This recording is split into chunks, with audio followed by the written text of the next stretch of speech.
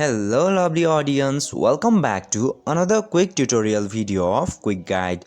In today's video, I am going to show you how can you unfollow groups into Facebook. So without any further ado, let's dive right into this exciting video.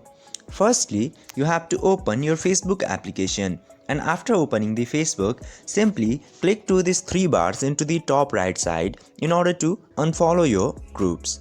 And after going to the menus of Facebook, simply click into this groups icon and you can see all of the group that you have joined by clicking to this your groups option.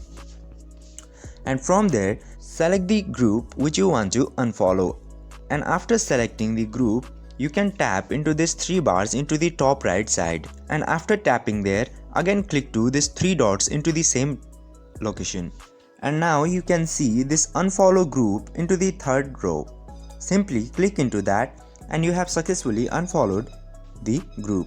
By following these very easy steps, you can also stop irritating posts from any of the groups without leaving the group. I hope this video was helpful for you. If yes, don't forget to like, share and subscribe to the channel to never miss another update. Thank you for watching the video.